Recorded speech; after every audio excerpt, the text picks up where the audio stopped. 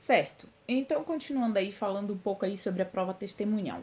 Primeira característica da prova testemunhal é a sua judicialidade, ou seja, a testemunha ela é ouvida perante o juízo, tá? Havendo aí a possibilidade de que se ela estiver em outra comarca, ela possa ser ouvida por carta precatória perante o juízo de precado. Então, no caso da testemunha que estiver fora da comarca, tá? A regra é que ela vai ser ouvida por carta precatória, ou seja, o juiz processante vai expedir uma precatória para o juízo conhecido como deprecado. Esse juízo vai intimar essa testemunha e essa testemunha vai ser ouvida no juízo deprecado, tá? E aí, cumprida essa diligência, essa carta precatória retorna, tá? Cumprida ou não cumprida, enfim, né? Se não conseguir encontrar a testemunha, retorna para o juízo processante, tá? Mas, via de regra, ela vai ser ouvida perante o magistrado. A oralidade significa dizer que a testemunha vai prestar o seu depoimento aí, falando, né, de forma oral, tá bom? Essa testemunha, tá? Ela, olha só o que fala aqui, tá? O depoimento ele é prestado oralmente, não sendo permitida a testemunha trazer apontamentos por escrito. Então, a regra é a oralidade, artigo 204.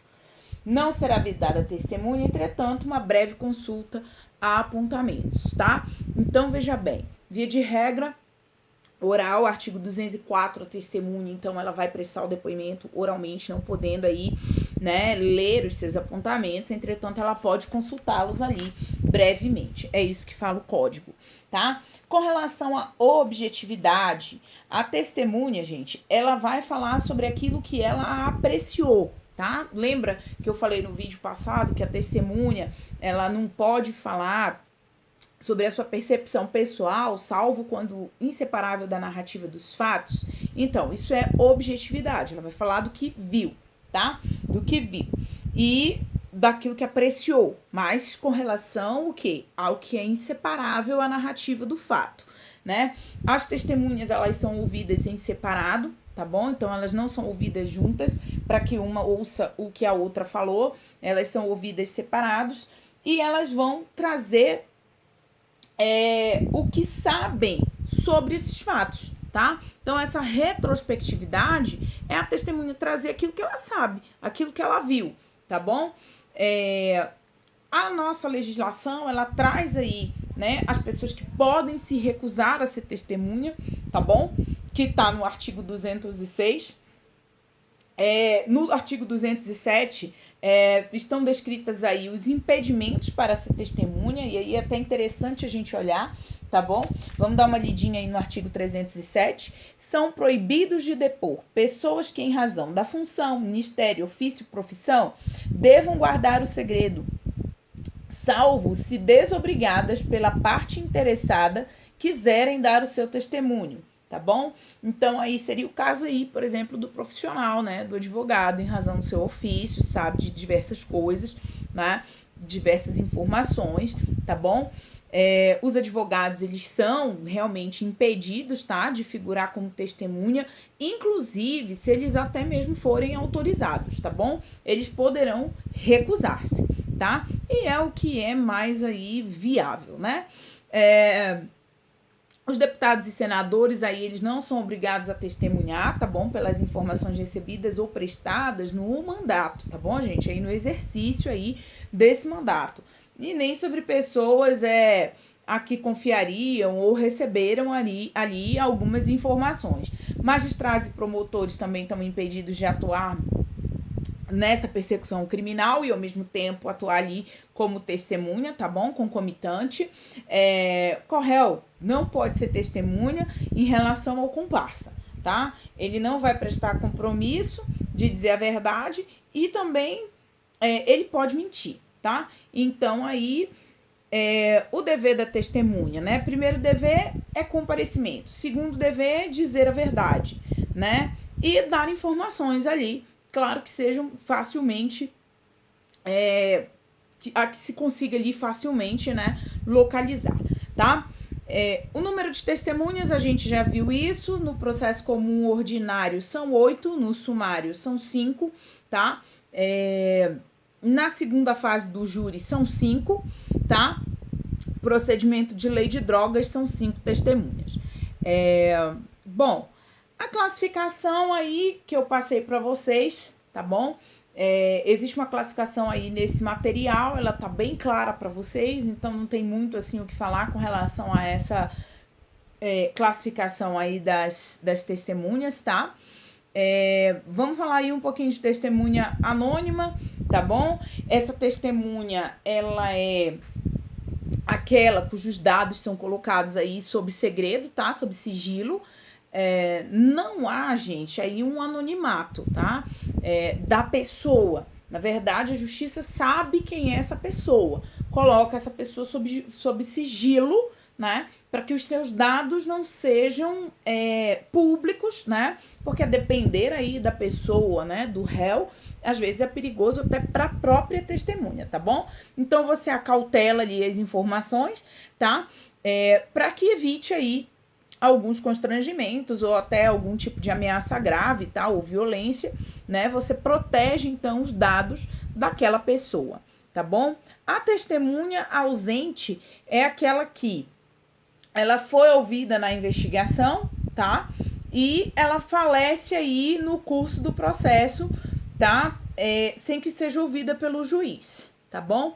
Em todo caso, né, é possível aí a substituição aí da testemunha. Já falei aqui, né, que via de regra a testemunha ela é ouvida no juízo processante, tá? Mas pode vir a ser ouvida aí por carta precatória, né? Disposições aí que são relativas à videoconferência no interrogatório, elas podem, no que couber, tá? Se adaptar aí a outros atos processuais, inclusive os que dizem respeito aí à oitiva de testemunhas, tá bom? Então, é perfeitamente possível essa questão aí. Os militares, eles, quando figuram como testemunha, tá? Eles são requisitados para o seu superior. E os funcionários públicos, eles, apesar, né, de existir essa questão da intimação pessoal, geralmente se intima eles aí por meio do chefe, tá? Do seu superior também. O depoimento, então, a testemunha, ela vai ser ouvida, tá bom? Ela vai comparecer aí no dia e hora que foi marcado e, se não comparecer, vai ser conduzida, tá? Se as partes insistirem aí na oitiva dessa testemunha, tá? Ela vai ser ouvida. São ouvidas aí em separado, tá bom? Vão prestar o compromisso de dizer a verdade, né? Daquilo que sabem. Não há como a gente, assim, presumir que a testemunha esteja falando ali, né, de má fé, tá bom? Mas, em algumas situações fica bem claro que a intenção da testemunha ali, às vezes, é até de embaraçar esse processo, tá? Então, assim, apesar de não poder se presumir, tá?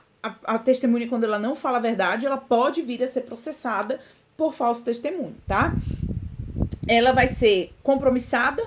Antes de ser compromissada, ela vai ser advertida, tá? Do seu dever de prestar o compromisso, né? De falar a verdade. Olha o que diz aqui. As testemunhas serão inquiridas, cada uma de per si, de modo que uma não saiba o que a outra falou. Deve o juiz adverti-la nas penas combinadas do falso testemunho. Então, assim, a testemunha, ela vai prestar esse compromisso e ela vai ser advertida sobre a possibilidade desse falso testemunho. E se por acaso ela vier a mentir no processo e isso ficar evidenciado ali, tá? Ela pode vir a responder isso de uma forma criminal, tá bom? Criminal.